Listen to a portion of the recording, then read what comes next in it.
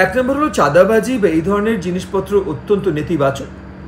So যদি বিএনপির নেতাকর্মী এটা করে থাকে তাহলে আমি সেটা শক্ত নিন্দা জানাই। তবে একই সাথে কিছু জিনিস নিয়ে বাস্তবিক হতে হবে। যেমন যদি আমি এগেন বিএনপি যেহেতু অন্য একটা দল, সো তাদের হয়ে তো আর আমি কথা বলতে পারি না।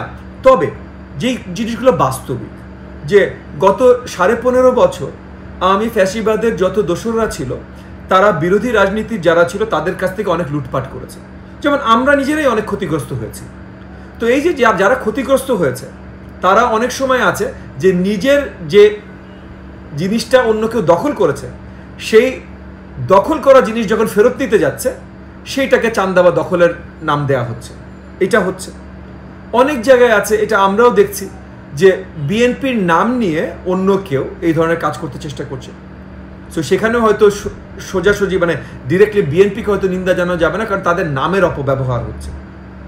এবং একই সাথে আমরা দেখেছি যে বিএনপির সবচেয়ে উচ্চ পর্যায় থেকে মানে তাদের এখন দায়িত্বপ্রাপ্ত আপনার বর্তমান চেয়ারম্যান জনাব তারেক রহমান বারবার করে পরিষ্কার করে উনি বক্তব্য দিয়েছেন যে এই ধরনের কোনো কিছু, এই যে চাঁদাবাজি বা লুটতরাজ কোনো কিছু দল মেনে নেবে না।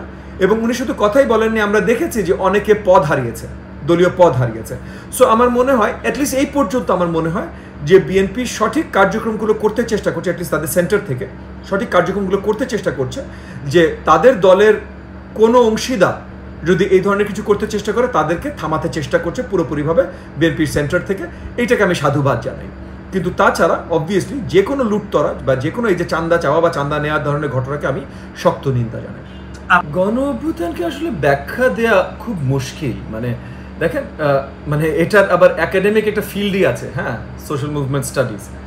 তো এই ফিল্ডটা অনেক বড় ফিল্ড, সো পুরোপুরি ব্যাখ্যা মুশকিল। তবে আমি যদি ছোট করে বলি যে এই গণ অভ্যুত্থানটা অনেক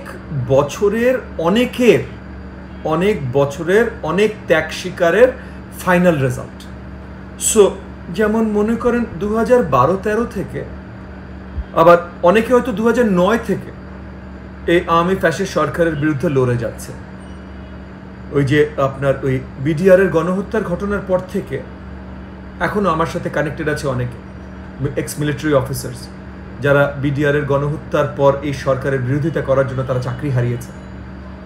এমনও অনেকে আছে যারা শুধু চাকরি হারায়নি, দেশে থাকতে পারেনি কিন্তু জীবিত আছে। কিছুজন তো জীবিতই নয়, যারা জীবিত আছে তারা 2009 থেকে আন্দোলন করে যাচ্ছে, সংগ্রাম করে যাচ্ছে এই সরকারের বিরুদ্ধে। রাজনৈতিক ময়দানে আমরা অনেকেই 2010, 11, 12 থেকে সংগ্রাম করে যাচ্ছি। আমি নিজে তো 2013 সাল থেকে এই ফ্যাসিস্ট সরকারের বিরুদ্ধে সংগ্রাম করে যাচ্ছি।